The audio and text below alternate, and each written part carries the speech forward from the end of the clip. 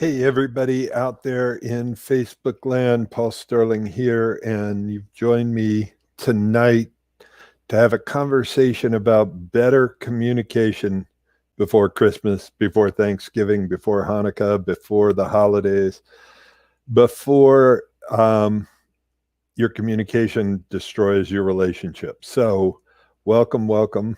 Um, I am here, and let me just switch over screens so how are you doing? Um, I would love it if, while we're communicating back and forth, this is a two-way conversation, even though I'm here and I can't deliver or directly see you. Whoops, this way.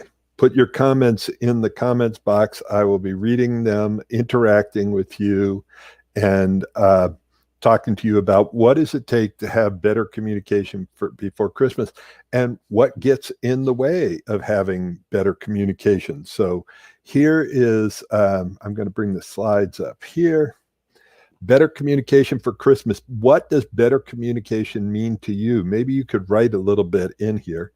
So let's start with a simple request. I would love it if during this call we're interactive.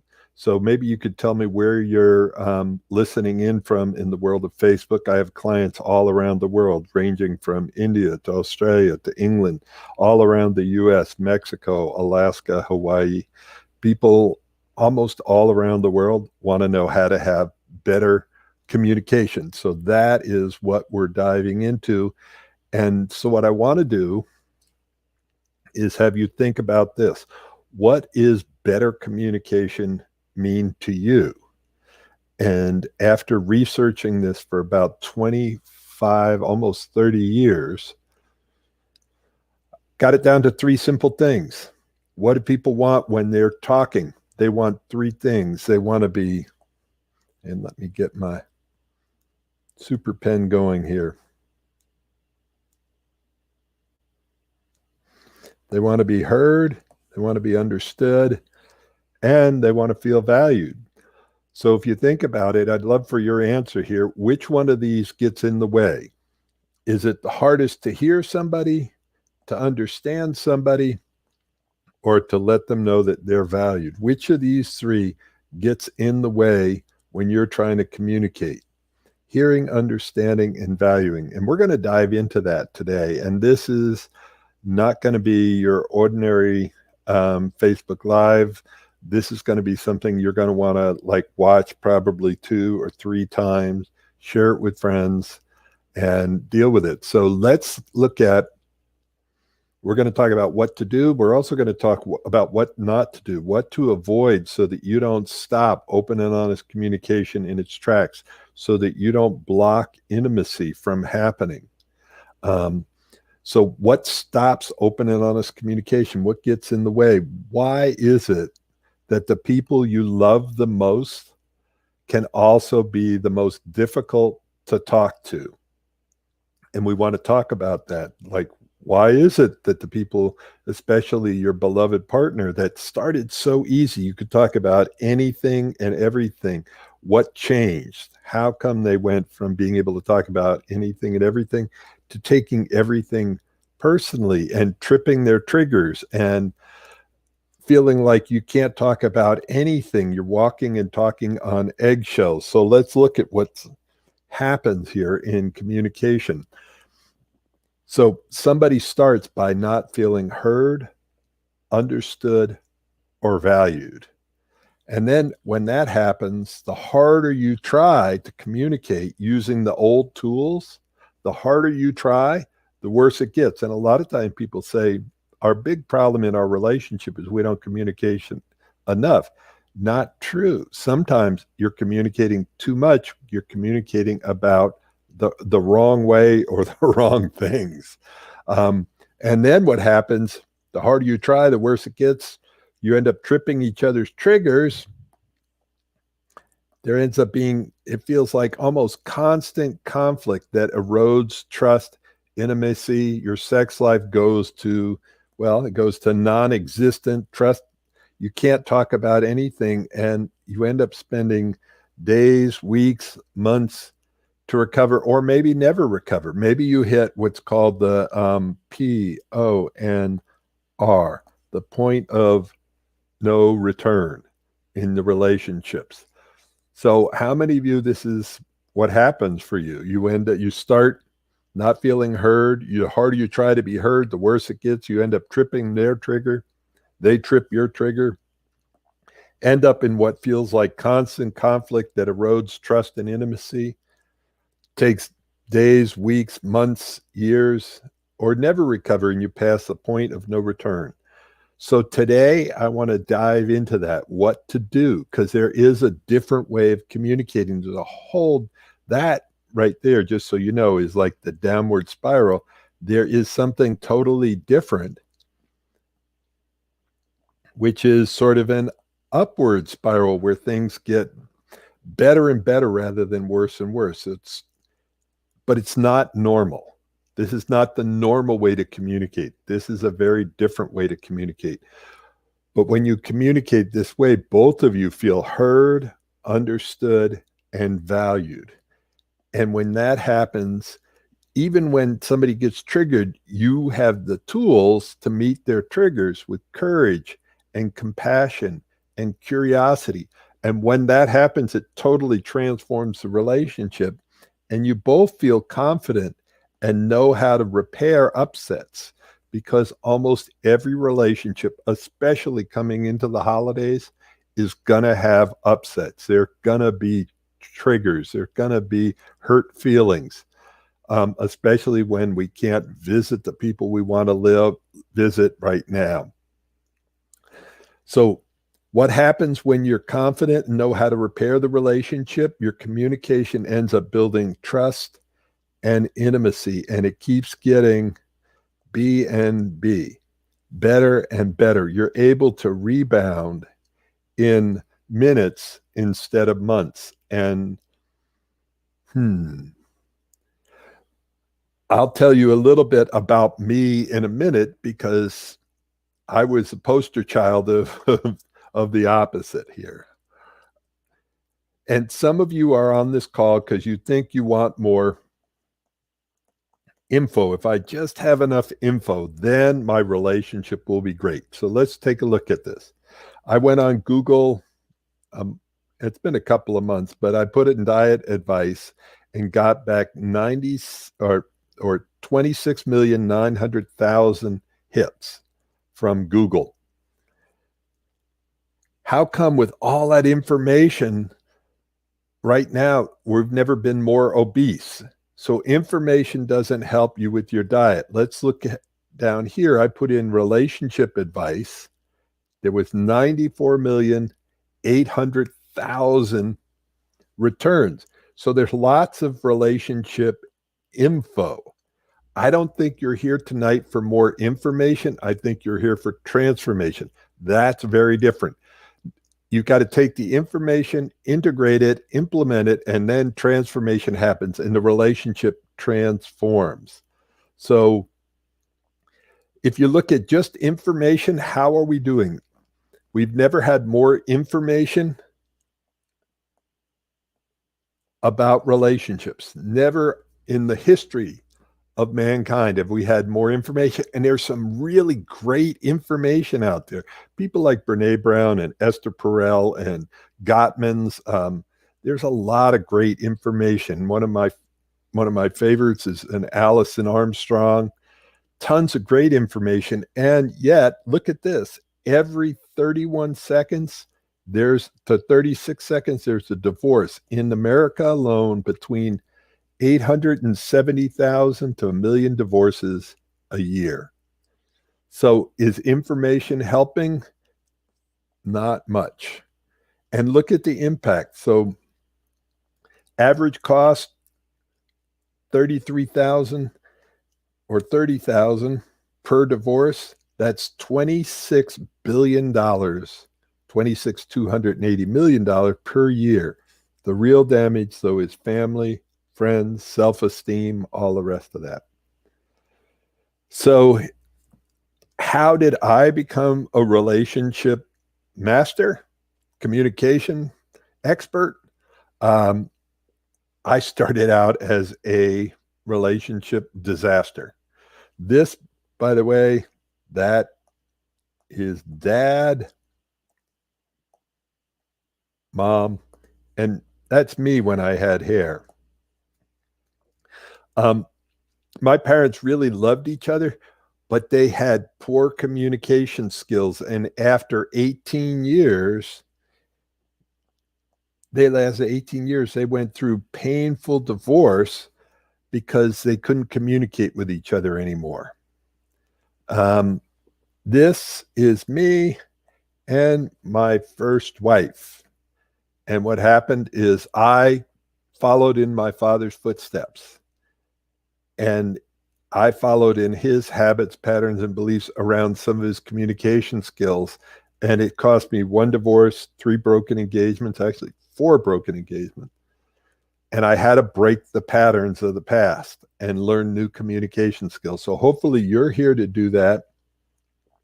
And what I want to do is teach you some skills that will help people lean in so you can have this and not this. Is that making sense? So if that's something you want, put, I want that. I want people to lean in when I communicate.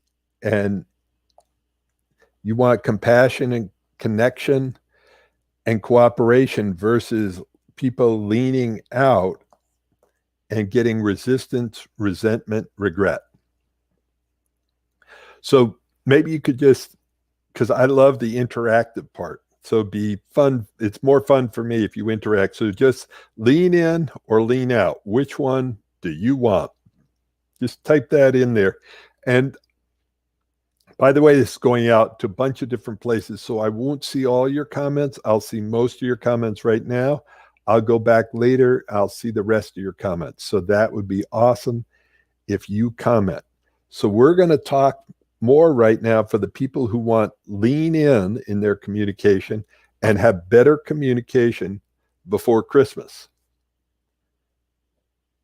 So what I want you to think about right now is I was working with a couple. This is a couple that was back in Vermont. And by the way, that's not their real picture. That's a picture I got off my image thing. But here is what they said. Now, I worked with them and taught them these communication skills.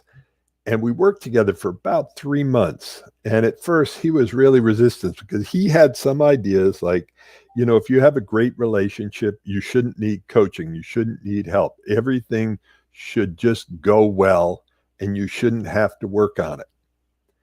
Finally, he realized, like any athlete, to get almost any great athlete gets coaching because they want to have breakthroughs. They want to make their game the best game it can be. So here we go. Here's what she had to say about what she got. And the reason I'm telling you this in advance is so you know that this is worth working on or not. If these are things that you want, then it should be something to stick it out. If these are things you don't want, no problem.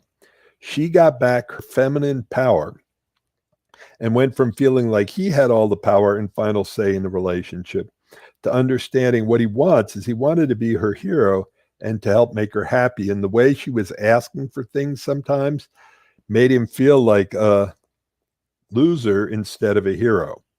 So what happened is when she did that, there was a lot of resistance, resentment, regret. She used the "can you hear me now" communication process, and we're going to dive into that a little bit tonight, to enter his world and really hear, understand, and value him.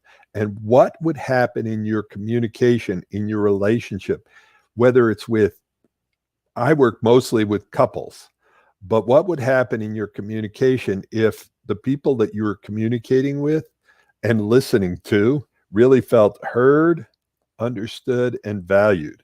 This can work with your partner, with your kids, with your boss, with your parents, with your customers. This is a universal skill. She also was able to discover which of her 10 core needs, and most of us don't really understand what are our top 10 needs in relationship. And the only reason you ever do anything is to try to get some beautiful needs met. And in a relationship, when you stop getting your needs met, relationship's over. So she was able to discover which of her top 10 core needs were beneath her upsets and what to do about it. She also stopped taking his masculinity personally and started to understand the differences, not only understand the differences between the sexes, but to enjoy the differences between the sexes. And that is a critical thing. If you want to create passion, you need to have polarity between the masculine energy and the feminine energy. She also understood when he was single focused and in hunter mode and not to try to get his attention when it wasn't available. And this is critical in relationships. And both the masculine and the feminine can go into hunter mode. And when somebody's in hunter mode, they're single focused, and trying to communicate with them, not a good idea. We'll get into that a little bit more, but this is a testimonial from her. Then we're going to hear about him, and then we're going to dive into the tools. She also got clear on the power of her words and understood something I call BSW, bad, stupid, wrong. So when you do BSW, what you get is RRR, resistance, resentment, regret. All right. So if you think about it, is this something you would want? Would you want to have your partner feeling like your hero and wanting to make you happy? Would you want them to feel heard, understood, and valued? Would you want to understand what your core needs are and your partner's core needs are? And to stop taking masculinity or femininity personally and enjoy the differences between the sexes. And know when your partner's single focused and when they're available to communicate. So this is what happened for him. Whoops. Come on, screen. He stopped taking himself so seriously and started to have much more fun in the relationship. And what would it be like to, especially, right now with COVID and with the political climate and all of the challenges going on, what would it be like to stop taking yourself as seriously and start having much more fun in your relationship? He was able to enter her world so that she felt heard, understood, and valued, and he felt like her hero. What would that be like in your relationship? He stopped worrying about what he said and became very interested in what she heard. And that was a huge breakthrough. He loved that they both became aware of the impact of using language that implies bad, stupid, wrong, and how it shuts each other down. He also got aware of the power of speaking in chunks and not overwhelming his partner. He used to speak in these huge chunks and multiple paragraphs. And what would happen if it was emotional, the more emotional it was, the smaller the chunks we need to use and check in with each other. And I'll talk about that in a little bit. But chunking down information so it was more absorbable. And she loved him for that. And he was able to be heard, understood, and valued. Chunking is critical. He became a lot more patient and supportive of his partner. So as you're listening to all these, what I want you to think about is which ones resonate with you. What's most important to you? What would you like in your relationship to be different? And one of the core areas I go through when I work with couples, I go through 7 core areas, 7 skill sets that you need. And the number one skill set right now is communication. So I'm going to ask you to participate here. And I can see you out there in Facebook land. So I'm going to switch over so you can see me. So this right now, this exercise, I'm going to ask you to do it. I can see you. No, actually I can't, but it doesn't matter. Put your hands together like this. And this is going to give you a physical example of how communication can shift. So when I say go, what I want you to do is press really hard with your right hand. Get ready, get set, go. No, press harder, press harder, press harder, press. Okay, stop. Where are your hands? Now, I can't tell. Normally I do this in a room live with hundreds of people or more, but today we're doing it like this. Most of you, your hands are in the same spot. Why? Because when you press with your right hand, what did your left hand do? Press back. If you want to have better communication, what you need to do is learn that how to do it so it doesn't feel like force. So when your right hand pushes, your left hand resists. When you communicate with force, what does your partner do? Resist. And it feels like this. It feels like there is a battle going on between you two, and nothing moves forward. So I want to give you something right now that will help you right away with your communication.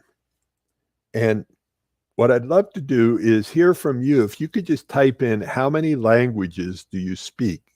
1, 2, 3 different languages. I speak one language. I speak English, and sometimes English poorly.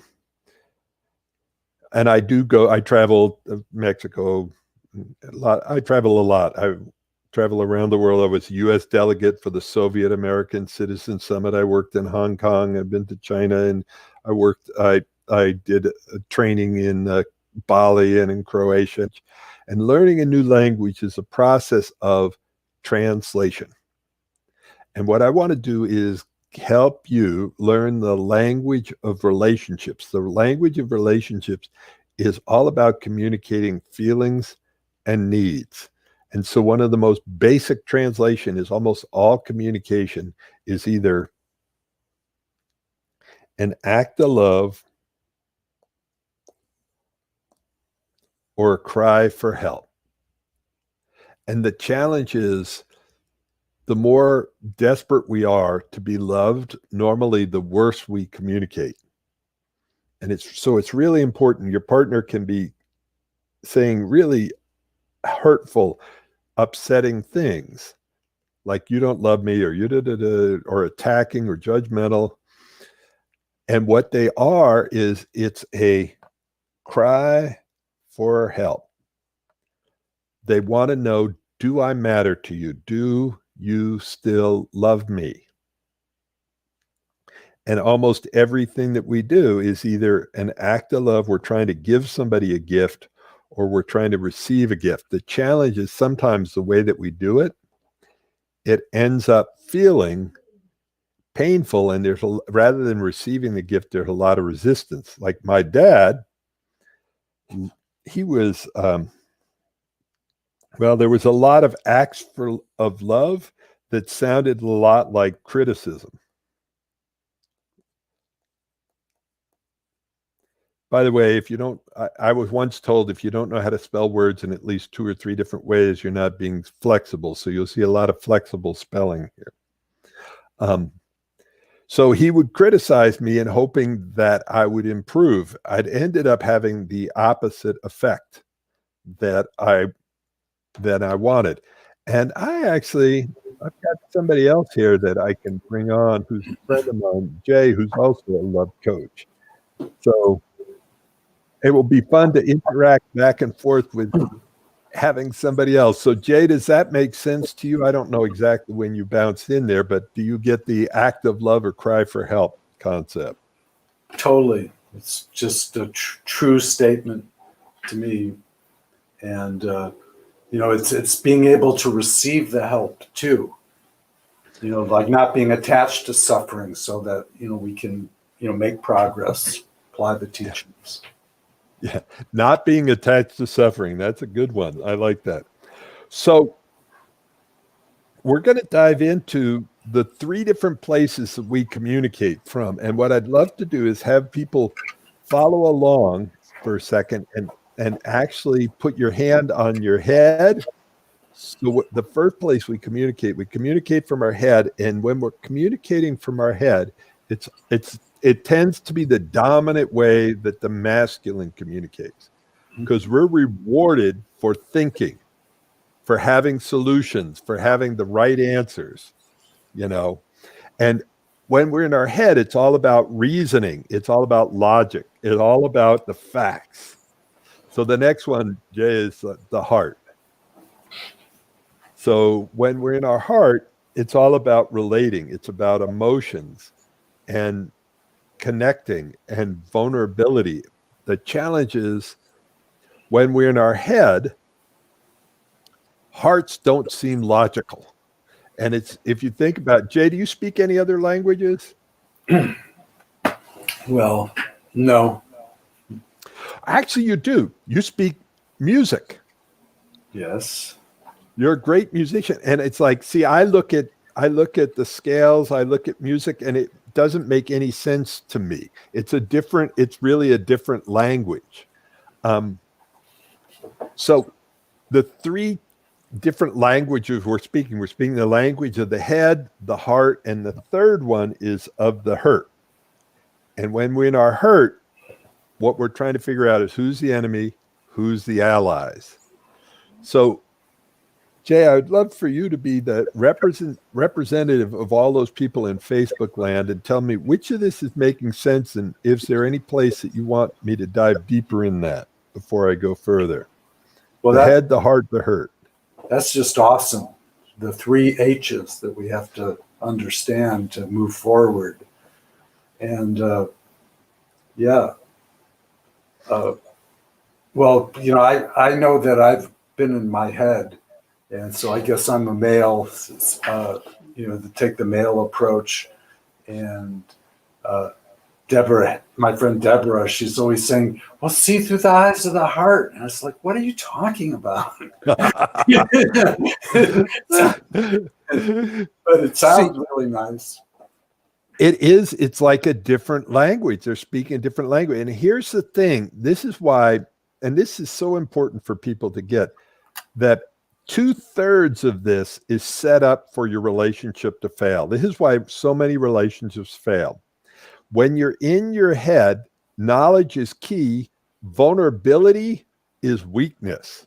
You get together a bunch of guys and talk to them about their vulnerability. It's like, no, we don't want it. Like, ooh. When you're in your heart, vulnerability is key. It's one of the most connecting things that we can do. When you're down here in your hurt, and your hurt is all about protecting you, safety. Some alarm went off, like danger, danger. I'm looking for who's the enemy, who's the ally. And it's very easy for the people you love the most to end up feeling like they're the enemy. And when you're in your hurt, vulnerability, once again, is the enemy. It's terrifying. Is that all making sense, Jay? Well, it reminds me how much, you know, I'd like to have some kind of guidelines or clear boundaries. That's the only way I can protect myself, is to establish, you know, my parameters of safety. I've never used that term before, but that's a great term, parameters of safety. And it's also really important. So I'm a whitewater kayaker. And in whitewater kayaking, I'll bring it back up like here for a second. In whitewater kayaking, what's critical is you need to know how to roll. Now there's 5, actually now they've got up to 6 different levels of rivers. But number 1 is like a flat lake, no big deal. You don't need to have very good kayaking skills or rolling skills on a flat lake. Level 2 is there's a river or stream, there's some current and there's some obstacles. Level 3, it's like it gets to be a little more dangerous, and it's somewhat likely you're going to get flipped. And I'm going to tie this all into relationships and communication in a second. So hang with me here. Level 4, it's scary. You better have a roll. A roll is when you get flipped upside down, you can roll yourself back up. When you get to level 4, it's not a question of if you're going to get flipped, it's just when you're going to get flipped. And level 5, Level 4, you can get yourself killed. Level 5 is a terror zone. Now, I have kayaked on level 5. I do not consider myself a level 5 boater. I normally did it in a state of terror. I've gone over 18-foot waterfalls and 24-foot dams, and I have a pretty good roll. What does that have to do with relationships? If you don't have a good role, you need to stay on a lake. If you don't have a good role in relationships, which is to recover, because you're going to get your boundaries crossed, you're going to get triggered, you're going to get upset. And it's how do you handle that in advance? How do you know what to do when you get upset? Is that making sense, Jay? Yeah, I just get upset. Well, That's all I know what to do. we're going to teach you. I'm glad you're saying that, because it's important to know what to do, and you're in the right place at the right time. So Like, does Tyrannosaurus Rex know what to do, or does he just act out? They don't. Well, they will get there in 2 seconds. Great question. They typically act out. So it's really important. And I wish I had brought it out, a picture of it. So I'm going to do my artwork here. So let's see if you can actually identify what that is.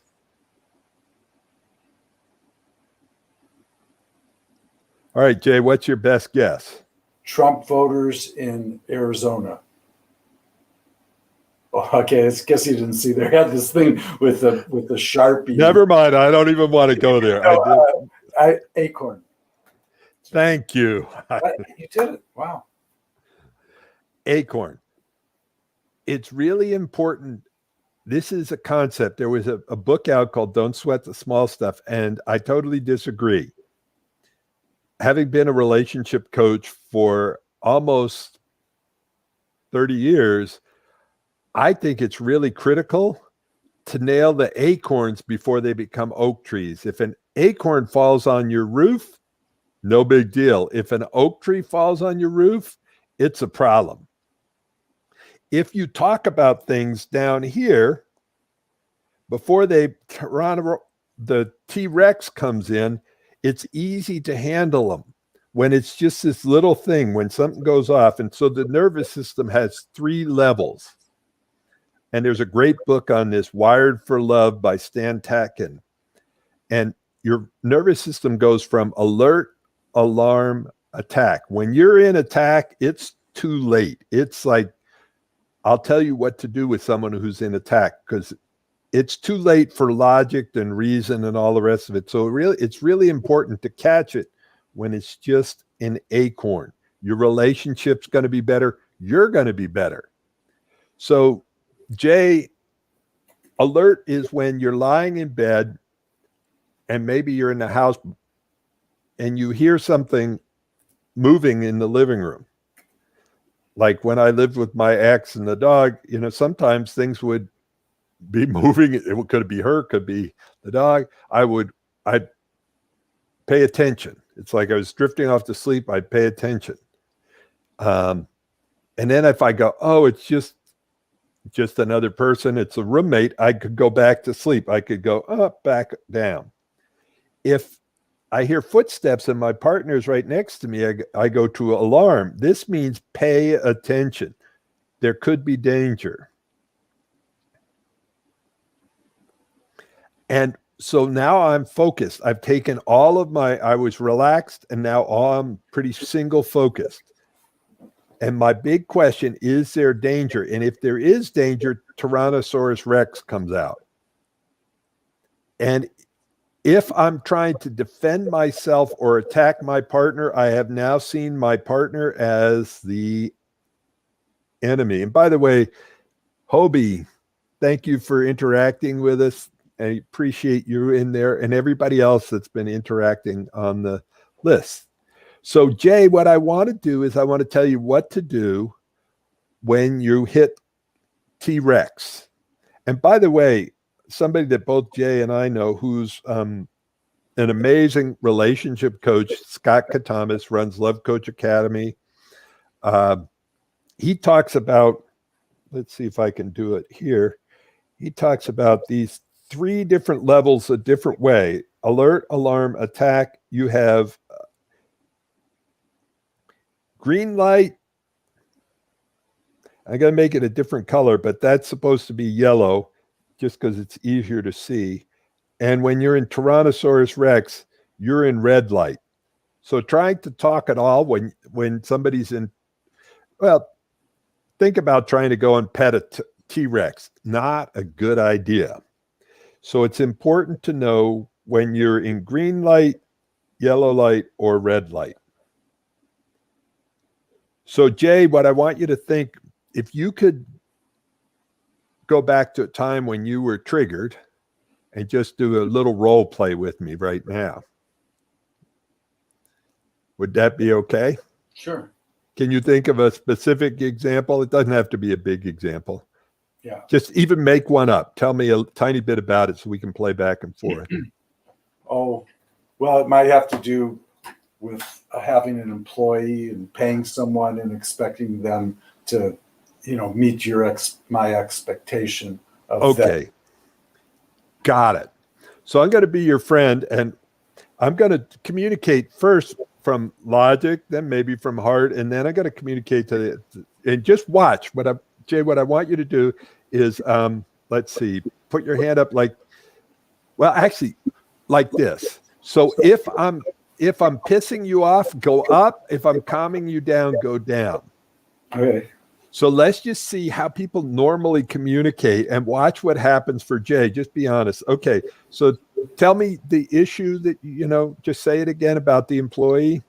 Well, if someone's on salary and, maybe they give me a lot of attitude about asking them to do stuff like opinions instead of just doing it. Well, that's because you don't treat them right. And if you treated them right, they'd probably do better work for you. And you really don't understand employees much, do you? Well, so this kind of drops my energy down, I guess. It does? Well, you're criticizing me. You're making me the wrong person. Yeah, I know. That normally makes people more pissed off when I right. make you wrong. Yeah, I was looking at, I got my camera there on the other side, dropping my energy. Well, I want, so does it being pissed off? More triggered, less triggered. Let's see. Okay. So more triggered up here, less triggered down here. Right. So what I try to use, what I call bad, stupid, wrong language. I'm going to make you wrong for you feeling the way you're feeling. Let's see if we can. All right. So when triggered, here is the one thing that I've found that sort of works. Is when I ask this simple question: what do you need to feel safe right now? So Jay, this might not be the perfect example, the example Jay and I are using, because this is more designed for people that are in a relationship and one of us has triggered the other one. Well, what if you're in a relationship with your employee? You are. You might not say, honey, what do you need to feel safe right now? But you might ask. And this is actually critical for productivity, because I spent years traveling around the world teaching quality, productivity, and leadership. I used to work for small companies like the Sheraton Hotel as a consultant, and the city of Albuquerque. I was their highest paid consultant. And Tony Robbins actually hired me to come in and teach his inner circle. He used to be my boss for years. And then, I don't know, 10 or 15 years later, he hired me to come back. And Tony did my introduction, which is like, I was a little starstruck. Because for a while, I had been the guy in front of the room that would introduce him. And then he's introducing me. I'm like, wow, things have changed. Anyway, we want to get the most out of employees. They need to feel safe to be vulnerable.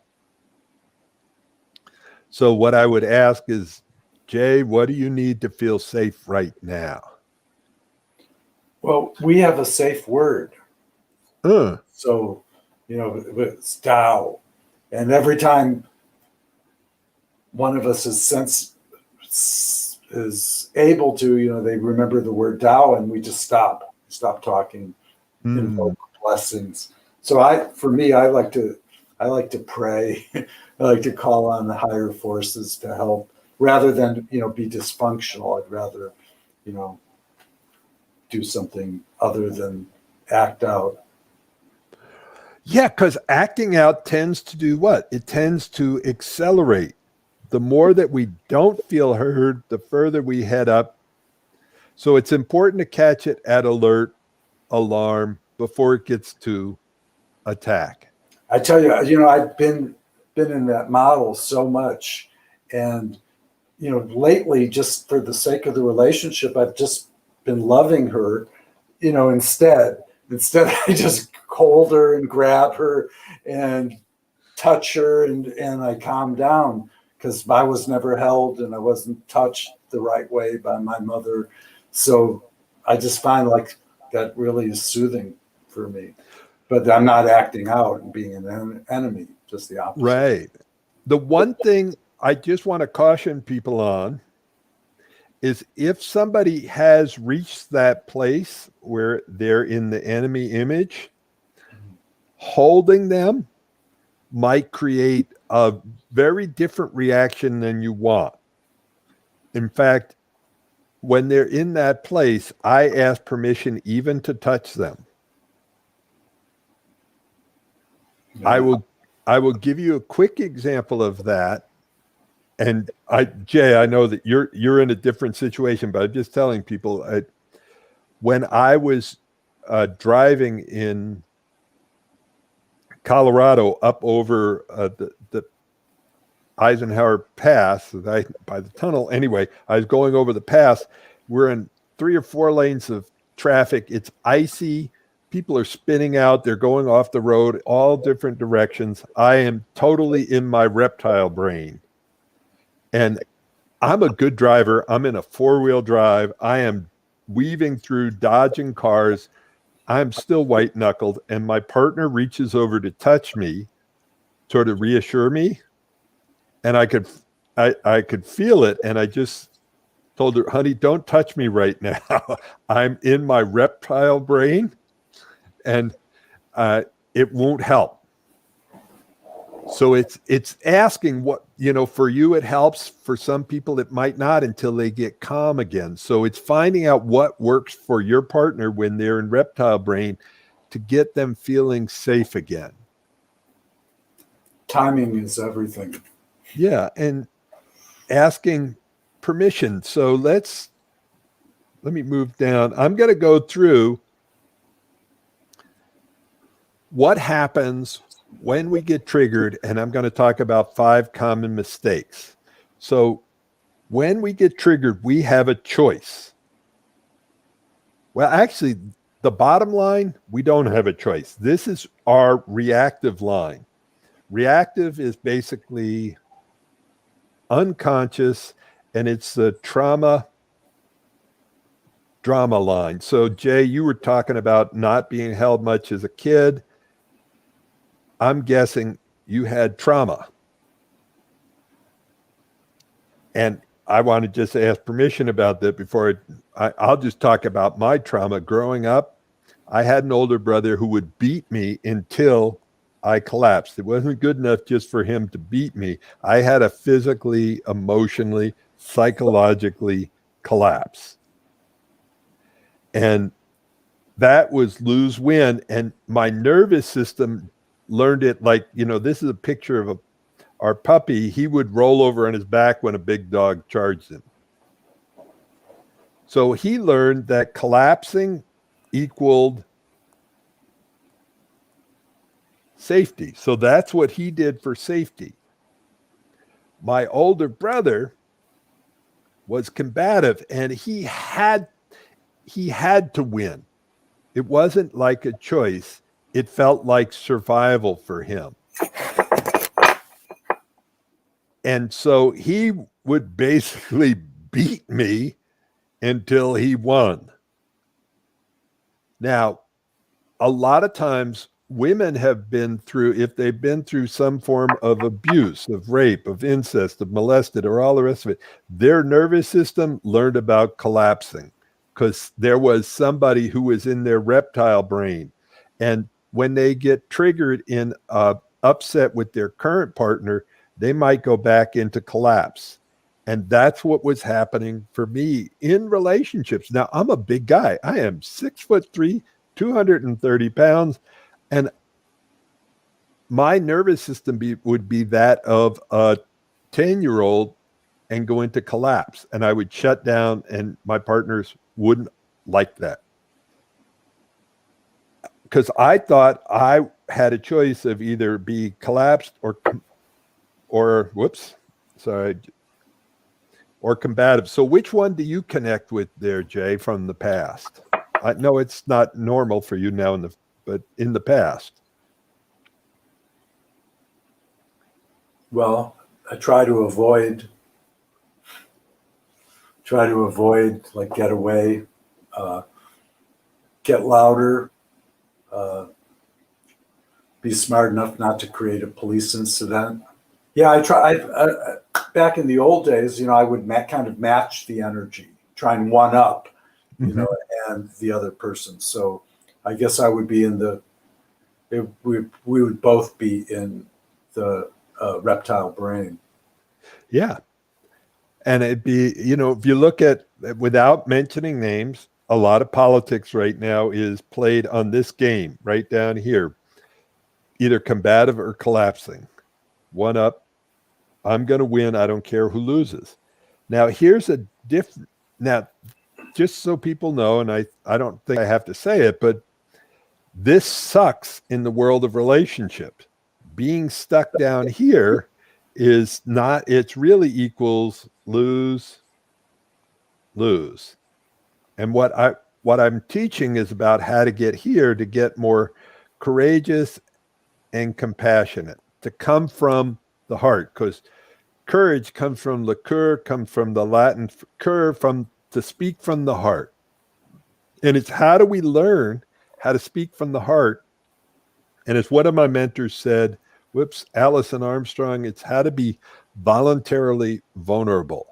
And if people are interested in learning more about these skills and taking it to a different level and applying it in their relationship, what they can do is put in the comment sheet breakthrough, and we will schedule a 45-minute one-on-one call where you can look at where you are now, where you want to be in your relationship, and what's the roadblocks, what's in the way.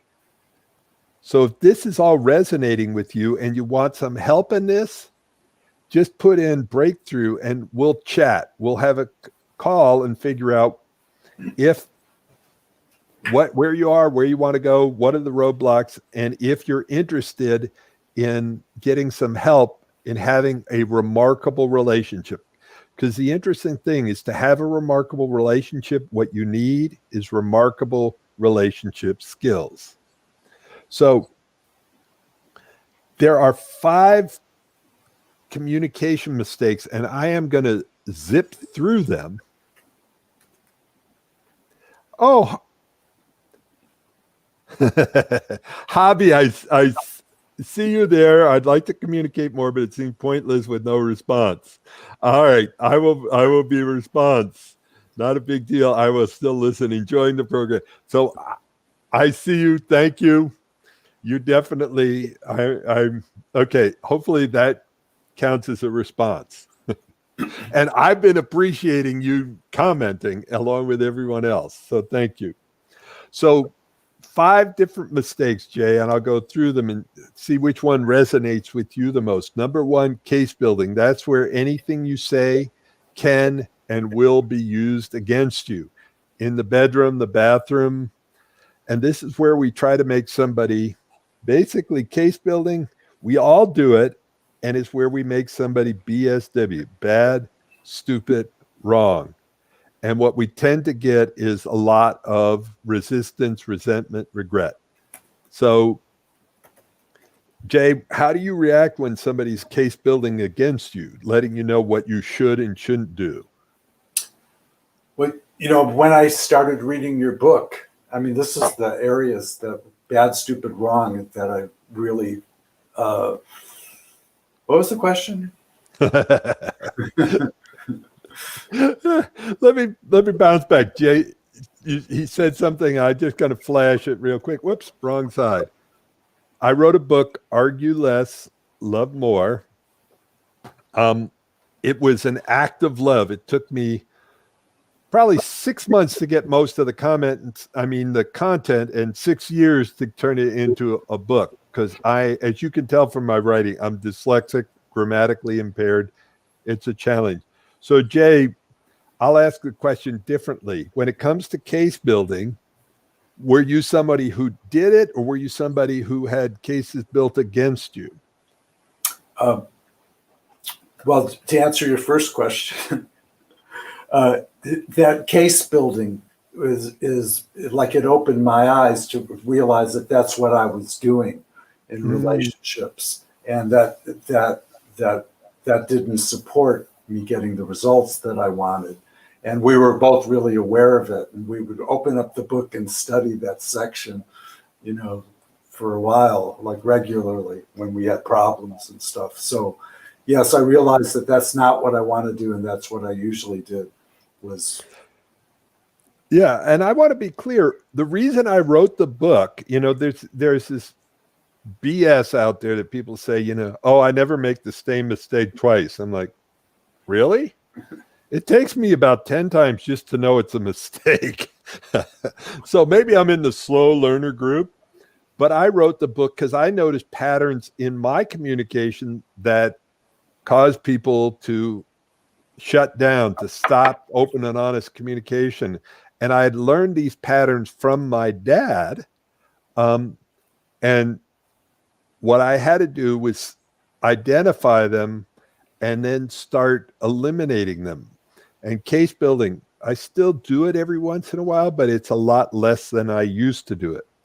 So if you're using should, shouldn't, must, have to, right, wrong, good, bad, case building. Can I say one thing? Yeah, please. I see that when I was case building, that I had assumptions, that I didn't have clearly defined boundaries. I had assumptions that they would do things and meet my expectation.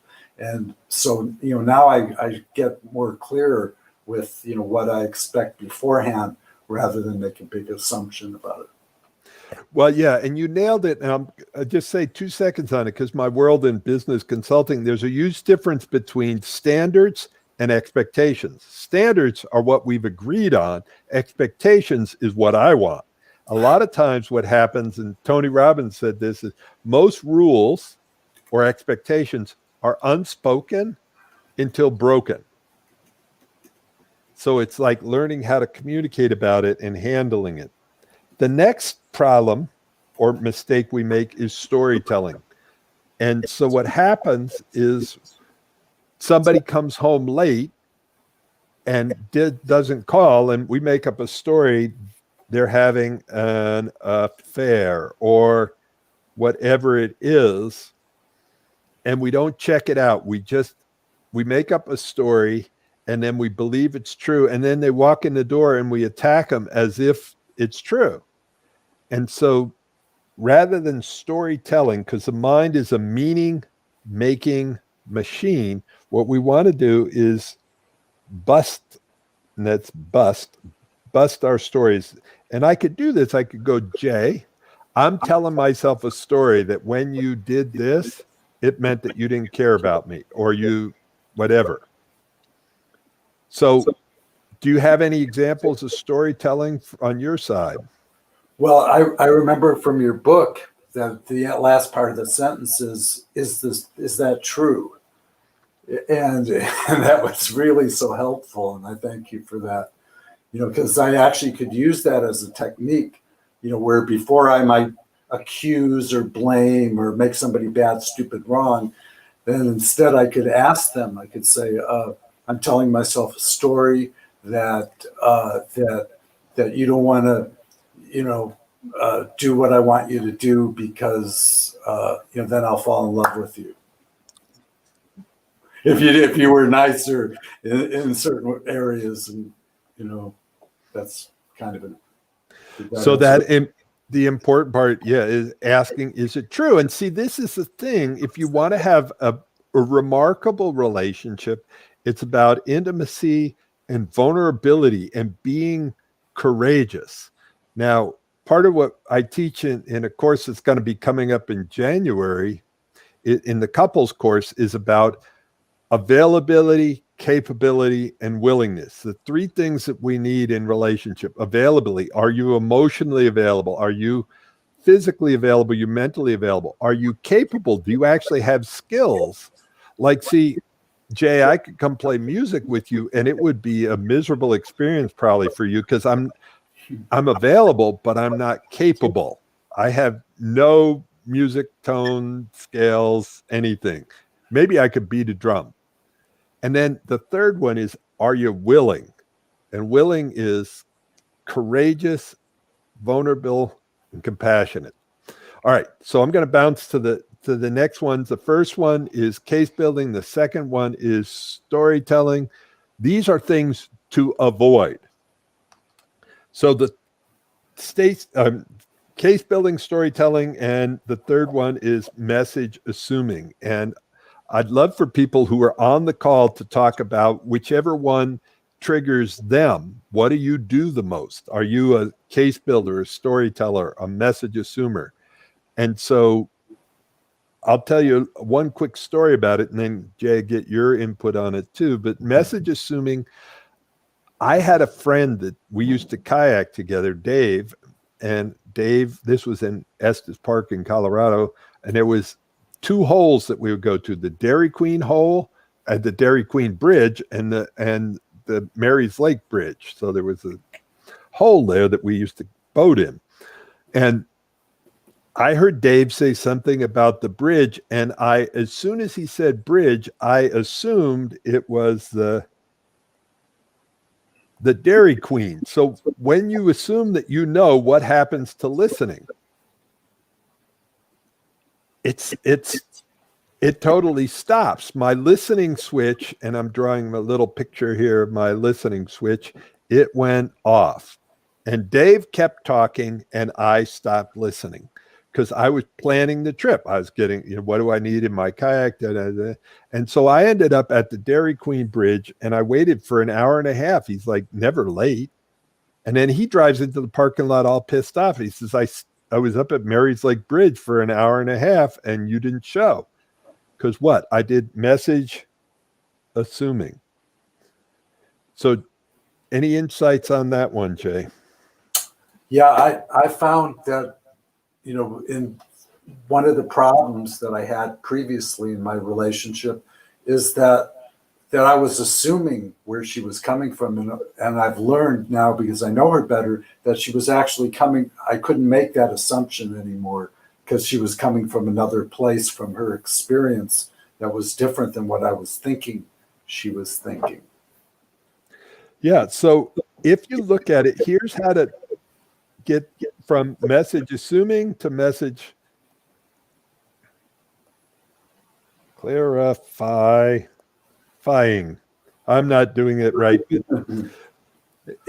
Clarifying. So Jay, have you ever ordered pizza over the phone? Like, you ever ordered any food that they delivered to you? Yes. What's the last thing they do before you hang up? They review your order.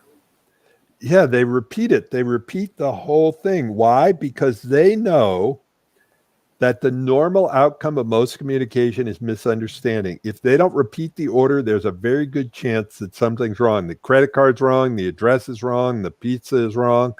So when it's really important, do what the pizza guy does, pizza,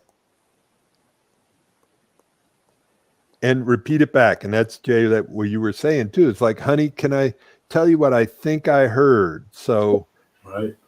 That's message assuming.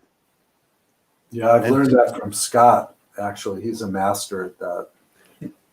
Yeah, and we learned it from Scott, also from a guy named Marshall Rosenberg. And yes, and Scott is truly a master at that. And it's amazing how healing it is to get heard by somebody.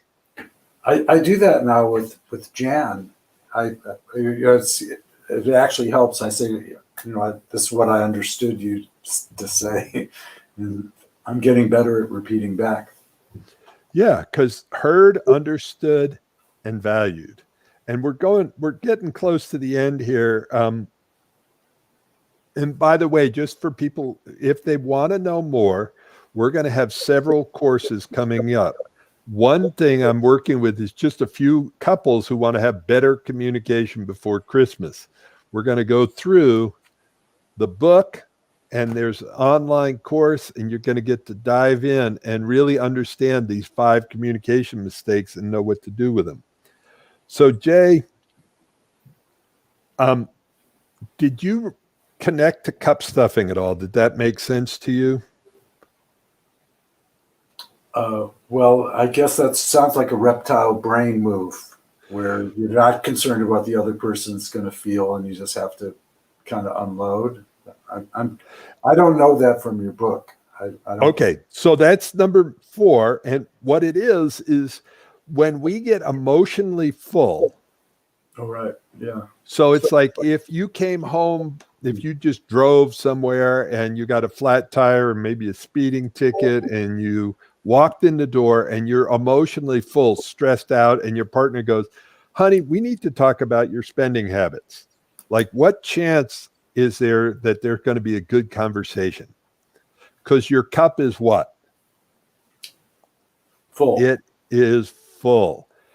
And so sometimes, though, my cup can be full, just because I'm focused, it's not that it's full with upset, it's just full with focus. I can be single focused on a project I'm working on, and I'm on my computer. And if I even turn and look to talk to my partner, it's going to be a distraction. So I'll just go cup full. Let me talk to you in 10 minutes, a half an hour.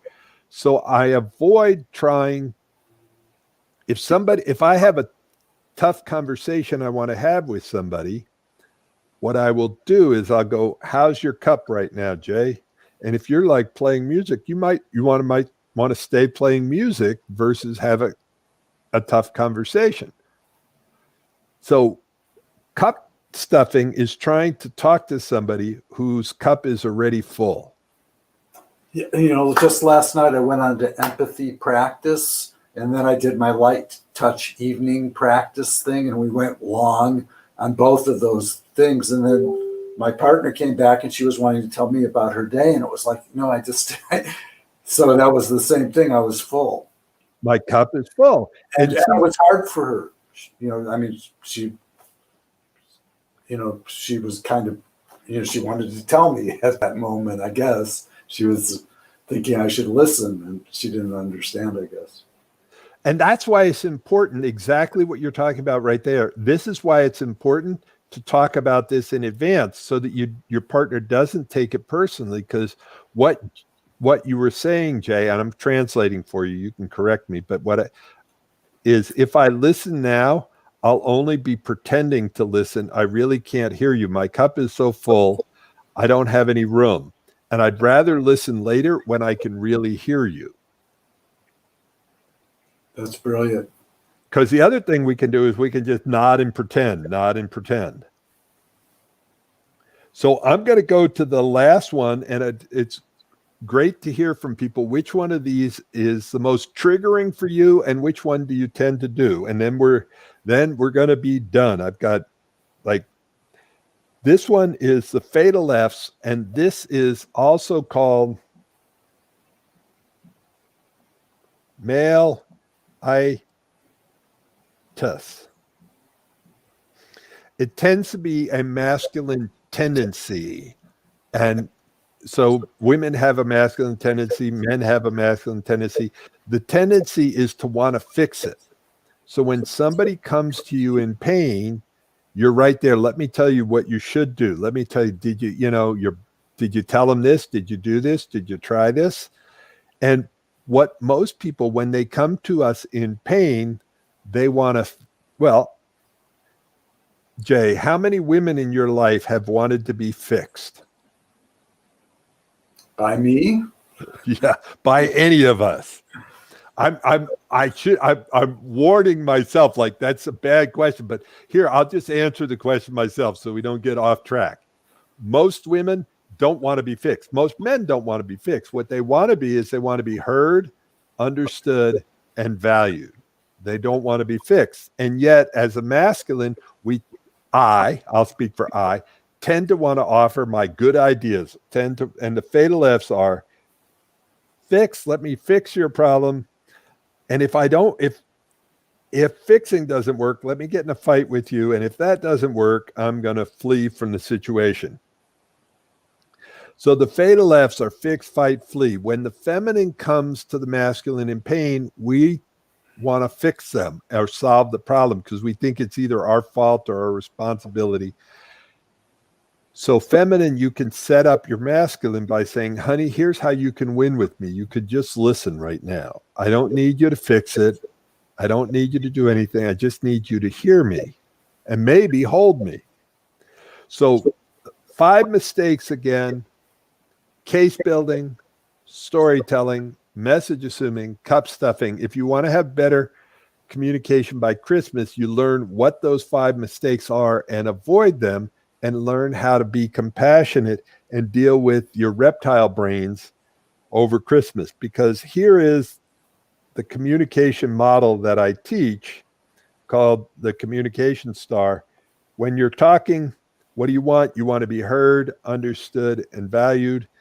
And when you're communicating, if you communicate consciously, compassionately, and courageously, it makes it easier for the other person to hear you. So, Jay, any final comments on anything we've covered so far? Yeah, I think case building is a big breakthrough for me to go beyond that. And I guess the way you can fix your partner is just to let them be heard and understood and valued. I mean, but is it wrong to take that approach to fix them? I mean, is that still wanting to fix them, to let those things take place? Well, it depends on what your intent is. If you can be with one of the most important aphrodisiacs and one of the best relationship skills is the ability to be with your partner even when they're in pain. So what I'd love to do is let people know that there is a roadmap out there. Let me give you this other picture first. You can cut a path and try to figure out relationships. Now, relationships are transforming radical. If you think about 3 generations ago, women didn't even have the right to vote. In the last 3 generations, we've invented electricity. Depends on how old you think about, but the cars, motor vehicles, flight, the right to vote, birth control. There's been huge transformation. And so what's happened is relationships have transformed, and we're trying to figure out what skills we need. So you can try to cut a trail, or you can follow a path and turn decades into days. By learning these communication skills and tools, you will transform your relationship. And what I want people to look at is I've spent the last 30 years developing some of these tools. And here's what it takes to make relationships work. I'm not telling you what kind of relationship. You can be monogamous, polyamorous. You can be in a straight relationship. You can be in a gay or lesbian relationship. There's how you apply the tools is very different. This is like a palette of paint. What you paint and how you paint it, that's up to you. So here are the 3 things to focus on: your heart set, your skill set, your mindset. If you want to learn more about all this, let me know and we can talk. So my invitation to you is, we'll spend about 45 minutes together, get clear on what you want, what currently is happening, what your roadblocks are. And here's how you get there. Argue less, lovemore.net, clarity. find out more, or you can just type in the bottom here, breakthrough, and I will contact you on Facebook. Thank you so much for being on this call, for giving me your time and attention. It's an amazing tool to learn how to communicate, and you can have the best Christmas, Thanksgiving, Hanukkah, holidays ever. The challenge with this COVID of being locked in together and not having great communication tools can make it seem like hell. Any closing word, Jay?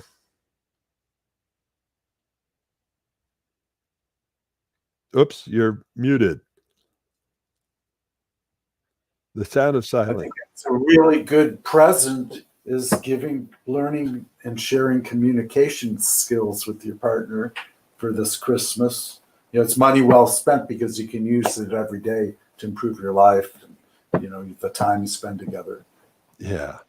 So thank you, everybody, for joining me. I would love to hear in the comments what you got from today. What was a breakthrough for you? Which of these are you going to apply? Do you want to learn about what to do instead of case building or storytelling, messages and cup stuffing, the fatal lefts? Do you want to have more compassion, connection, and cooperation? Are you tired of the resistance, resentment, regret? Do you want less trauma?